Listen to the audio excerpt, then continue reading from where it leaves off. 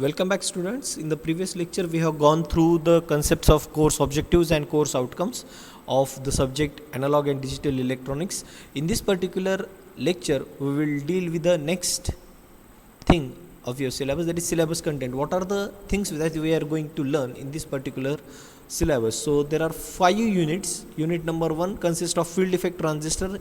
In this subject we will try to understand the field effect transistor, MOSFETs, its characteristics and its working, and also we will see the comparison of MOSFET and FET with the bipolar junction transistor. In the second unit we are going to deal with the basic logical gates, and we are also going to see few concepts related to the digital electronics, just like Boolean algebra and how to reduce the expressions of Boolean algebra by using Quine-Maculescu method and even Carnot map. In the third unit we are going to deal with the data processing circuits, and in the data processing circuits also we are going to learn about flip-flops and all other things. Then flip-flops also, unit number 4, here we will see a flip-flop as a sequential circuit, and also in the unit number 4 we will go through the counters. Now what are the textbook that you must refer for particularly this syllabus is concerned? So first of all I will refer you the last book which is mentioned here, that is R.P. Jain for modern digital electronics, that you must remember, and you can borrow that. Maybe you have referred this book in your polytechnic or even your first semester while dealing with the subject of basic electronics subject. This book is very good for Tata McGraw-Hill Education Private Limited. You can refer this particular book. Along with that there are some other books also, like A.K. Main, Nakul Maini, A.S. Sedra, then A.P. Malvio, Robert Boylsted, and then William Clades. So all these books you can refer for this particular subject.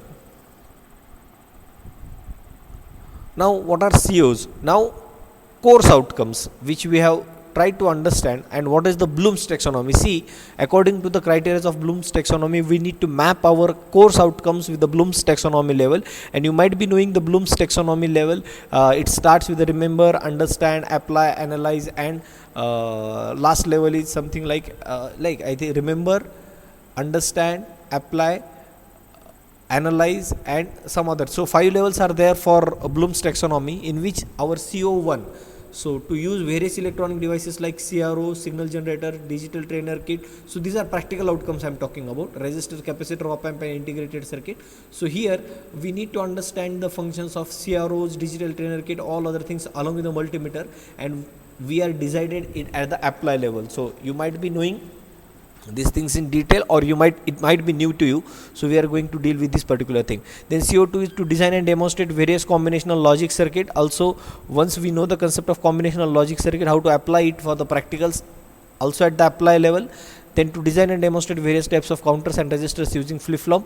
So this is also at the apply level. CO4 to simulate package of the design circuit. It is at the understand level, and to understand the working and implementation of ALU, arithmetic and logical unit. This is also at the understand level. So these are some of the practical course outcomes. In the previous lecture we have gone through the theory course outcomes.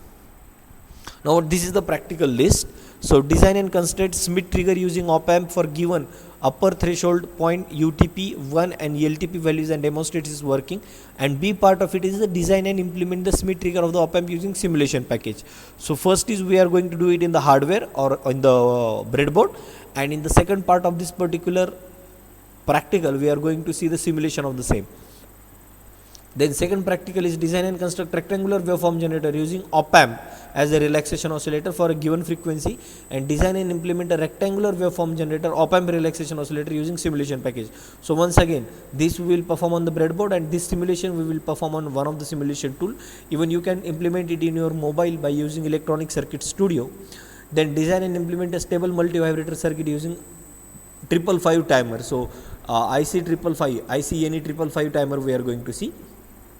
Then design and implement half adder, full adder, half subtractor, full subtractor using basic gate. This corresponds to unit number 2, and approximate hours required are 2. So this also we are going to learn. Then in the next practical we are going to understand the 4 variable logic expression, simplify using entered 16 variable map, realize the simplified logic expression is to 8:1 multiplexer, write and Verilog VHDL code for 8:1 multiplexer, simulate it 18 and verify its working. So this corresponds to unit number 3. Then design and implement code converter, binary to gray, gray to binary code using basic gates. So this we are going to implement using breadboard. Design and verify truth table of 3-bit parity generator and 4-bit parity checker using basic logic gates and even parity bit. So this corresponds to unit number 4. And realize JK master slave flip flop using NAND gates and verify its truth table. So using Verilog. So there are two practical unit number practical number 5 and practical number 8, where we are going to implement the VHDL code. So this corresponds to VLSI code. So we are going to implement these practicals using VHDL code. So two practicals are there where you need to do the programming, and remaining practicals you can do either on the hardware or simulation or both. Then rubrics for the practical. So this is about what is the practical rubrics, that is the evaluation criteria, assessment rubrics that we are going to follow. So try to understand, this is very important to you. Whenever you submit the practical and we are expecting that you will come to college and attend these practicals physically, and in that case what will be the rubrics or what will be the assessment criteria that we are going to follow for this particular subject is arrangement and development of available equipment. So 20% of the weightage, let's say 10 marks are there for one practical, so out of that 2 marks will be given to arrangement and development. Then setting and operation, 2 marks will be given. Safety measures, whether you are following the safety precautions, a social obligation, leadership, so this we are going to give 1 mark.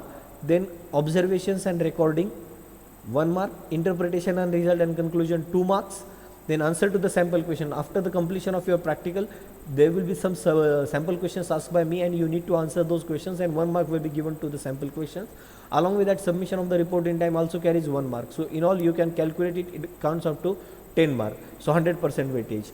So in that also there are level. If you need a improvement in, let's say, arrangement and development, only 1 mark will be given. So if you meets an expectation, 1.5 mark will be given, and if you exceed the expectation, 2 marks will be given. So this evaluation will be something like this, and even if you don't arrange all these things, 0 marks can also be given. So level 0, which is not mentioned here. So you might ask the question, what do you mean by this P? What do you mean by PAC? So C stands for cognitive domain. Cognitive domain. So cognitive domain means you are going to understand the cognitive. That means what you have learned from that.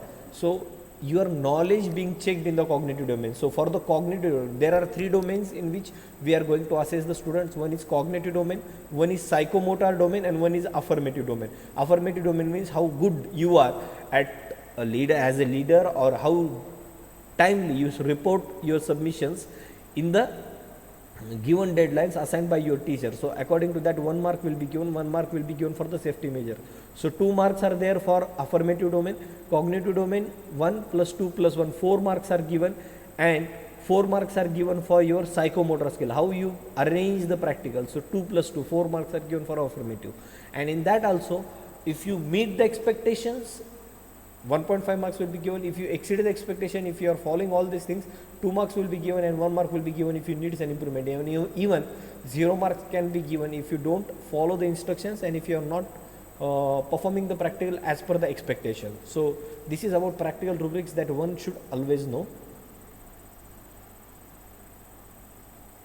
Then rubrics for CI, continuous internal assessment. Let's say I am dealing with a presentation skill. So if I am dealing with a presentation skill, what you are expected to do? So let's say the presentation format, how you have prepared, how you are prepared for it, what is the planning. Let's say it is given for 10 minutes. In 10 minutes, how you are planning your content and your pitch level and your communication. Depending on that, these 10 marks will be given. Let's say I am talking about group discussion. So there will be 5 parameters on which your evaluation will be based. The 5 parameters are verbal communication, communication skill, then non-verbal behavior, interpersonal skill. C is creativity and different thinking, team player, whether you are working as a team player or not, because generally group discussion consists of a group of 5 or 6 students, and in which these presentations will be, group discussions will be made. Then leadership and motivational qualities do you have, accordingly these marks will be given. So these are assessment criteria. Out of these we will choose 1 or 2 criteria. Let's say we are talking about team problem solving. Once again, let's say there are 6 parameters on which your team problem solving criteria will be assessed. Participation, help to keep the group on the task. Creativity, different thinking, contribution to the ideas, team player, leadership, motivational, etc., etc. So depending on that, these things can also be calculated. And your CII marks, as I told you in the previous lecture, your CII consists of 20 marks, out of which 10 marks will be given to the MCQ type of a test, which will be conducted on all 5 units, and remaining 10 marks will be given on your performance of the CII. 1 or 2 CII activities we will conduct. Is it okay? So rubrics for, let's say I ask you to prepare a video lecture on one topic is given. So on that assessment, goals and confidence, what is the knowledge level, what is creativity you have done while preparing the video lectures, what is the speech development, delivery, appearance, support materials and presentation. So excellent, good, improve and poor. So accordingly these marks will be given and you will be evaluated out of 10 marks. Okay, then so we will stop here. In the next lecture we will study with the module number 1 and field effect transistor. Till then, happy learning and thank you very much.